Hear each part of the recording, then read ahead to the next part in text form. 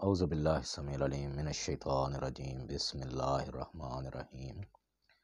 درس قرآن کا آغاز سورہ المومن کی آیت نمبر 36 سے ہو رہا ہے۔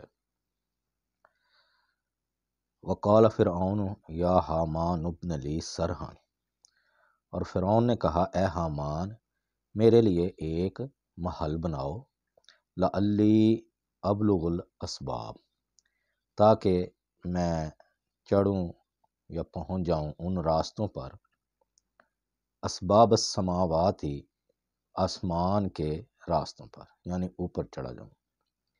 فاطلع الی الہ موسیٰ، تاکہ میں دیکھ لوں موسیٰ علیہ السلام کے خدا کو۔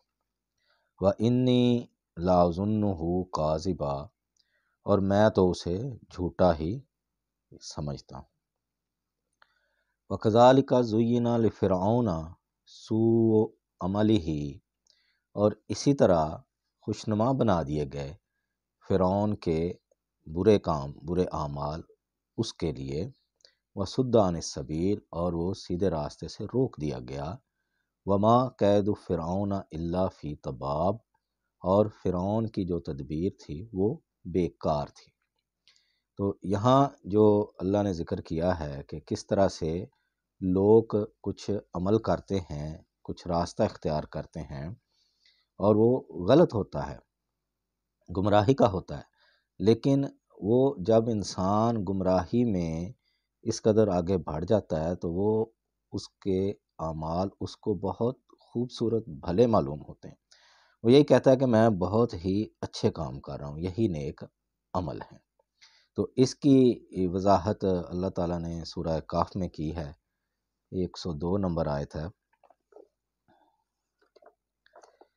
اللہ فرماتے ہیں کل حل ننبئکم بالاخسرین اعمالا، اے نبی صلی اللہ علیہ وسلم آپ فرما دیں کہ کیا ہم تمہیں آگاہ کر دیں کہ اعمال کے لحاظ سے سب سے زیادہ نقصان میں کون ہے؟ الذین ضل سعیہم فی الحیات الدنیا، وہ جن کے دنیاوی زندگی کے سارے اعمال ضائع ہو گئے، برباد ہو گئے۔ وہم یحسبون، اور وہ خیال کرتے ہیں، انہم یحسنون صنعا، کہ وہ بہت ہی اچھے کام کر رہے ہیں۔ یعنی ایسا نہیں ہے کہ ان لوگوں کے اعمال نہیں ہیں، دین کے نام پر انہوں نے اعمال کیے ہیں اور وہ سمجھ رہے ہیں کہ یہ بہت ہی اچھے اعمال ہیں، لیکن اللہ نے ان کو رد کر دیا، کیونکہ جو بھی عمل اللہ کی نازل کردہ وحی یا اس کے پیغمبر صلی اللہ علیہ وسلم کے طریقہ کار کے مطابق نہیں ہوگا تو وہ اپنا ضائع ہو جائے گا۔ اور اللہ تعالیٰ نے کئی جگہ پر اس کا ذکر کیا ہے کہ وہ ترازو کے اوپر رکھنے کے بھی قابل نہیں ہوں گے ایسے اعمال۔ آج بھی ہم دیکھ لیں، مختلف اطراف میں نظر دوڑائیں تو بہت سے لوگ اعمال کر رہے ہیں، دور دراز کے سفر کرتے ہیں، اس میں مختلف طرح کی رسمیں ہیں، مزارات پہ جاتے ہیں، ڈھول تماشے ہیں، باجے ہیں، اور بھی کئی طرح کے کام ہیں۔ اور وہ اب جو اہل علم ہیں وہ تو سمجھ رہے ہوتے ہیں کہ یہ غلط کام ہے، لیکن جو بندہ کر رہا ہے چونکہ گمراہ ہوتا ہے، بد کردار ہوتا ہے، تو وہ سمجھتا کہ اس سے اچھا کام ہی کوئی نہیں ہے۔ یعنی اسی طرح سے اللہ تعالیٰ نے جہاں کہا ہے نا کہ ہم نے ان کی آنکھوں پہ پردہ ڈال دیا، ان کے دلوں پر مہر لگا دی، تو وہ یہی بات ہوتی ہے کہ اللہ تعالیٰ پھر سوچنے سمجھنے کی صلاحیت جو ہے نا وہ چھین لیتا ہے۔ تو جو بندہ غلط کام کر رہا ہوتا ہے وہ اسی میں ہی آگے بڑھتا چلا جاتا ہے۔ وقال الذی آمن یا قوم اتبعون اہدکم سبیل الرشاد، اور دربار فرعون کا وہ مومن مرد پھر بولا اے میری قوم تم میرے پیچھے چلو، میں تمہیں سیدھے راستے کی طرف رہنمائی کرتا ہوں۔ یا قومی، اے میری قوم، انما ہذہ الحیات الدنیا متاع، کہ بے شک یہ دنیا کی زندگی تو چند دن کا فائدہ ہے، وَإِنَّ الْآخِرَةَ هِيَ دار القرار، اور اصل جو رہنے کی زندگی ہے وہ تو آخرت کی زندگی ہے۔ یعنی آج بھی بہت سے لوگ جو ہیں، ہم دیکھیں ماضی میں نظر دوڑائیں تو بڑے بڑے انہوں نے نام پیدا کیے مال و دولت میں، جائیدادوں میں، اور بہت کچھ انہوں نے بینک بیلنس اکٹھا کیا لیکن اپنے ساتھ ایک پائی بھی لے جا نہ سکے۔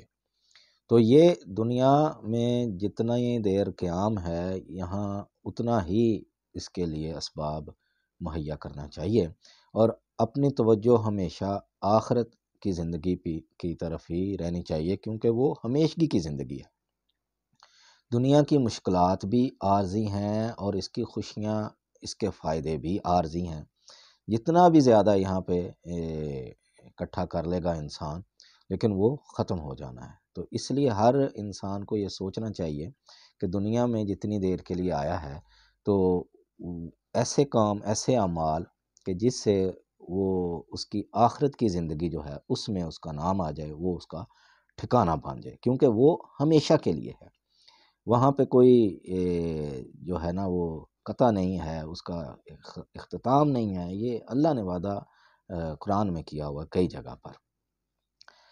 اور اب آگے اللہ فرماتے ہیں من عمل سیئۃ فلا یجزی الا مثلھا، کہ جو بھی برا کام کرے گا تو اس کی صلے میں، اس کی جزا میں اتنا ہی لکھا جائے گا۔ ومن عمل صالحا من ذکر او انثی وہو مؤمن، اور جو نیک عمل کرے گا مرد ہو یا عورت اور ہو مومن، یعنی اللہ کی وحی کے مطابق اس کے اعمال ہوں، فاولئک یدخلون الجنۃ، تو یہی لوگ ہیں جو جنت میں داخل ہوں گے، یرزقون فیہا بغیر حساب، تو وہاں پر ان کو بغیر حساب کے رزق ملے گا۔ یعنی اللہ تعالیٰ نے یہ شرط لگائی ہے کہ ایک لوگ اپنی خواہشات کے مطابق عمل کرتے ہیں تو اور سمجھتے ہیں کہ ہم یہ بہت ہی اچھے عمل کر رہے ہیں، لیکن اس کے علی الرغم جو لوگ اللہ کی عطا کردہ وحی یا اس کے پیغمبر کی صلی اللہ علیہ وسلم سنت، اخلاق، کردار، اس کے مطابق جو اعمال کرتے ہیں تو وہ ان کے لیے جنت میں بغیر حساب کے یہ رزق ہے، یہ اللہ تعالیٰ کا وعدہ ہے۔ تو اس لیے ہمیں چاہیے کہ اپنی توجہ آخرت کی زندگی کی طرف مرکوز کریں، اور یہ چیزیں ہمیں قرآن جگہ جگہ بتاتا ہے۔ جیسے جیسے آپ قرآن پڑھتے جائیں گے یہ عقائد کی اصلاح ہوتی جائے گی، انسان کا نظریہ بدلتا جائے گا اور وہ اپنی الائنمنٹ جو ہے وہ ٹھیک کر لے گا۔